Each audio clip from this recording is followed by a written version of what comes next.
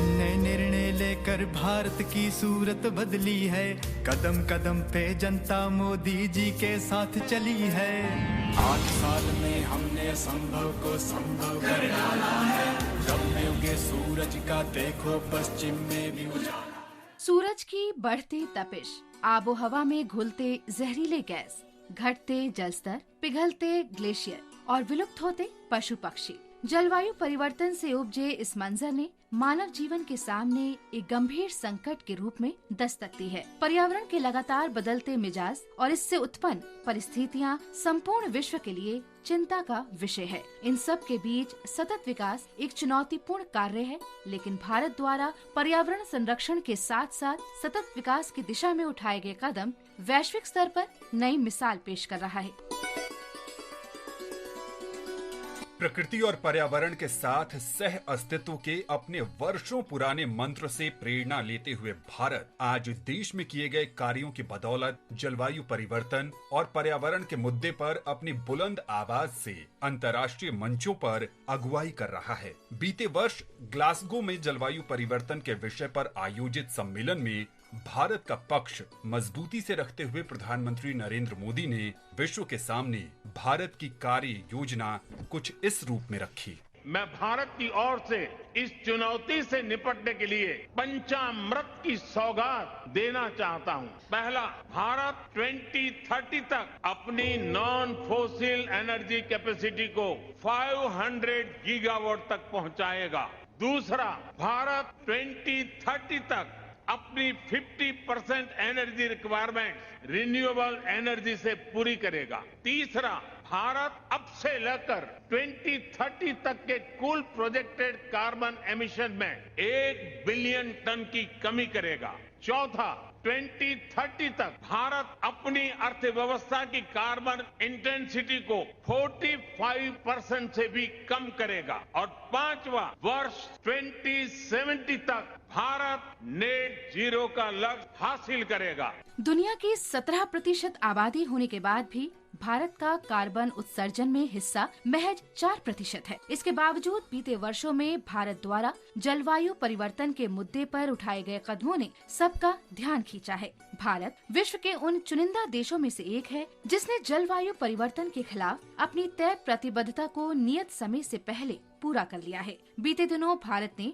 Petrol में 10% ethanol blending का लक्ष्य निर्धारित समय से पहले हासिल किया है, जो जलवायु परिवर्तन की लड़ाई में मील का पत्थर साबित होगा। एक सूरज, एक विश्व और एक ग्रिड के मंत्र के साथ वर्ष 2015 में अंतर्राष्ट्रीय सौर संगठन की शुरुआत की गई। इसके तहत भारत के साथ साथ विश्व के 108 देशों में सौर ऊर्जा के प्रौद्योगिकी को बढ़ावा दिया जा रहा है। पर्यावरण, वन और जलवायु परिवर्तन मंत्री भूपेंद्र यादव कहते हैं कि भारत ने हरित ऊर्जा को अपने यहाँ बढ़ावा देने के साथ साथ जलवायु परिवर्तन के मुद्दे पर वैश्विक स्तर पर भी कई कारगर पहल की है। भारत ने रिन्यूएबल ऊर्जा के क्षेत्र में अपने लक्ष्यों को प्राप्त ही नहीं किया है। आज दुनिया के सभी देशों को लगता है कि ये जो भारत ने अपने पेरिस एग्रीमेंट के बाद जो लक्ष्य तय किए थे उनको प्राप्त किया है, बल्कि एक एम्बिशियस लक्ष्य को भी रखा है। ये भारत की संकल्पना को दिखाता है। और ग्रीन एनर्जी को बढ़ाने के साथ साथ भारत दुनिया के उन देशों में है जिन्होंने दुनिया में आने वाले समय की वैकल्पिक ऊर्जा को देखते हुए नेशनल हाइड्रोजन मिशन की भी जो घोषणा करी है, वो इस बात को दर्शाता है कि भारत अपने विकास में, अपने एक्शन में, अपनी नीतियों में न केवल दुनिया में सबसे कम कार्बन कंजम्पशन का देश है, हम उन नीतियों की ओर बढ़ना भी चाहते हैं जो देश की ज्यादा ग्रीन एनर्जी की ताकत को बढ़ाए। भारत ने यूके के साथ मिलकर डिजास्टर रेजिलियंस के लिए इंफ्रास्ट्रक्चर बने ऐसा फोरम बनाया। जगत भर की रोशनी के लिए, करोड़ों की जिंदगी के लिए, सूरज रे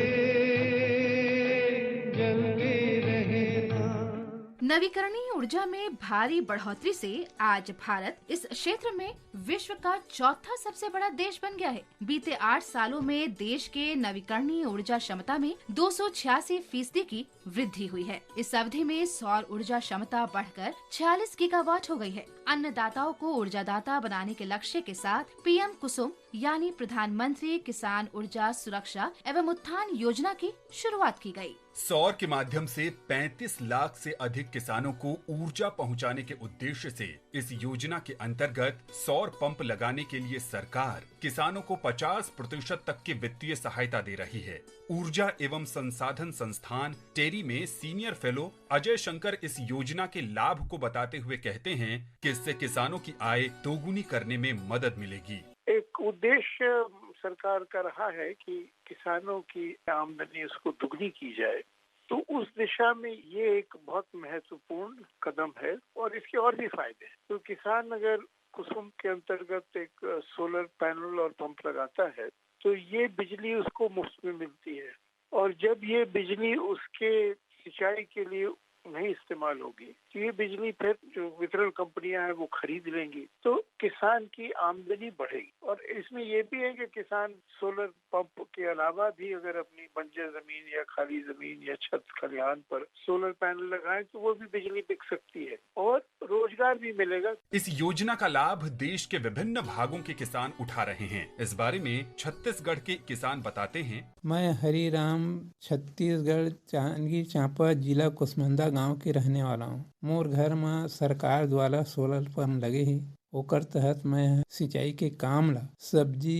पानी के उपयोग करता मैं। से मोला सरकार द्वारा बहुत फायदा मिले है। मोर घर में बिजली नहीं लगे है, ओकर से तक मैं सिंचाई के काम ला सोलर पंप द्वारा मैं हर कर लेता हूँ। मैं पुरुषोत्तम शर्मा चांपा के रहवैया हूँ। क्रीड़ा विभाग से मोला पता चलिस कि सोलर पंप के माध्यम से जे स्थान पर बिजली नहीं है वहाँ हम बिना बिजली के सिंचाई खेती कर सकत हन। मोला तो शुरू में बहुत कठिन लगिस, लेकिन केंद्र सरकार के योजना में सोलर पंप जोन पूरा पंप के सेटअप है तेकर कीमत हर 5 लाख के आसपास होत रहिस। जब वहाँ के विभाग के अधिकारी मन जोड़ घटाव करके बताइन तो वो पूरा पंप के सेटअप फिट करके मोला मात्र 28,000 रुपया परिस।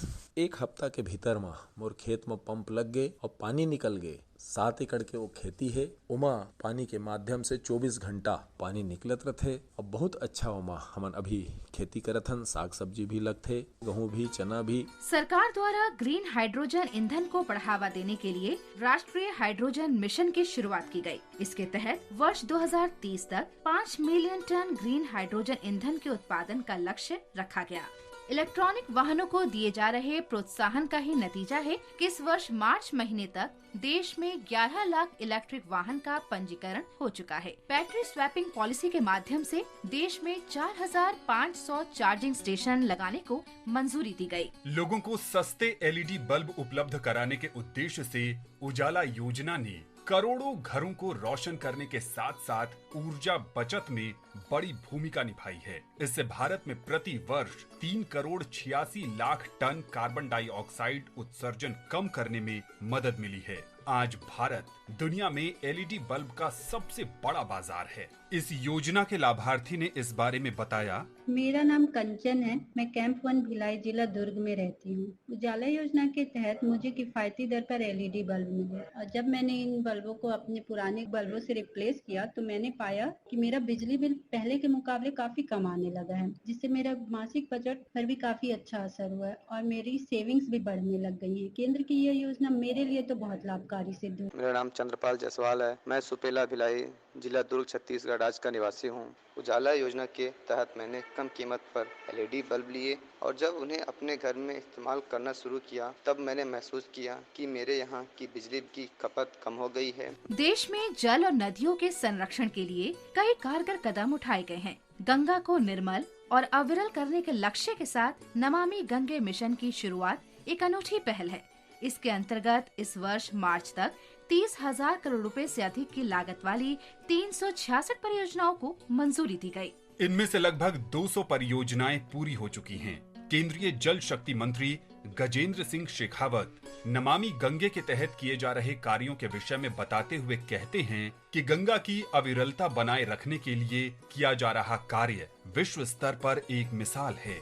अब तक लगभग 30,000 करोड़ की लागत से न केवल गंगा की मुख्य धारा अपितु उसकी सारी सहायक नदियों पर भी हमने sewage treatment plant, industrial affluent treatment plant और उसके अतिरिक्त जो है घाटों का निर्माण, घाटों की सफाई, बायोडायवर्सिटी को वापस रिजुविनेट करना, गंगा के किनारे के वेटलैंड्स का संरक्षण करना, सहायक नदियों को आपूर्ति करने वाले सारे स्प्रिंग्स के ऊपर काम करना, कैचमेंट एरिया ट्रीटमेंट करना, एक पूरा हॉलिस्टिक प्लान बना करके गंगा की अविरलता और निर्मलता के लिए काम किया। गंगा आए कहाँ से, गंगा जाए कहाँ रे, लहरा पानी में जैसे धूप छाँव। इसी तरह सरकार के प्रयासों का नतीजा है कि देश के वन क्षेत्रों में लगातार वृद्धि हो रही है। आज भारत में 2019 के मुकाबले 2021 में वन क्षेत्रों में 2261 वर्ग किलोमीटर की वृद्धि हुई है। झारखंड में लेडी टार्जन नाम से मशहूर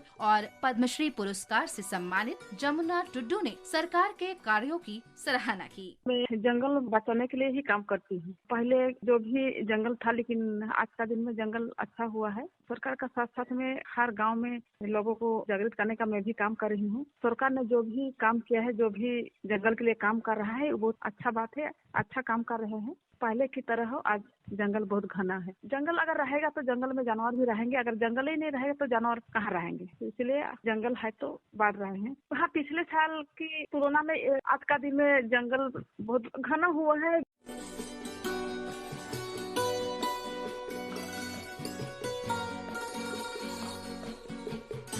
वन्य जीवों के संरक्षण के लिए उठाए गए कारगर कदमों के कारण आज देश में बाघों की संख्या में बढ़ोतरी हुई है। भारत ने तय समय से पहले ही बाघों की संख्या को दोगुना करने का लक्ष्य हासिल कर लिया है। वर्ष 2014 से 2019 तक एक सींग वाले गैंडे की संख्या में 15% की वृद्धि दर्ज की गई। इसी तरह हाथियों की संख्या में भी बढ़ोतरी हुई है।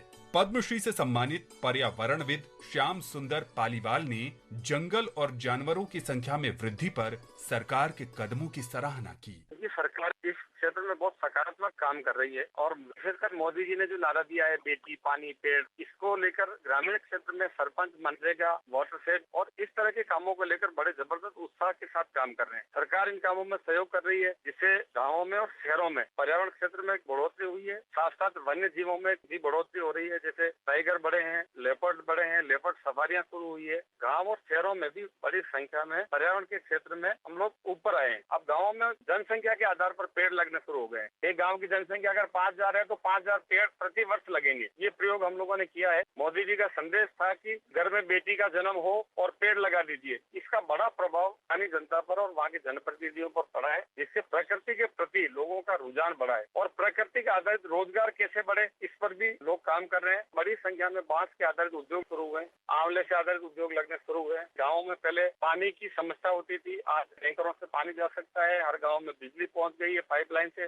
पर्यावरण अनुकूल विकास सरकार के कदमों और नीतिपरक बदलावों में दिखता है। बीते 8 सालों में जल, जंगल और जमीन के लिए सरकार की प्रतिबद्धता नई उम्मीद जगाती है। मशहूर शायर राहत इंदौरी का एक शेर है, शहर क्या देखें कि हर मंजर में जाले पड़ गए, ऐसी गर्मी है कि पीले फूल काले पड़ गए। पर्यावरण की चुनौतियों के बीच सरकार के 8 सालों के प्रयासों से न केवल इन फूलों में रंग भरे जा रहे हैं, बल्कि लोगों के जीवन को भी उम्मीद और विश्वास के रंगों से सराबोर किया जा रहा है।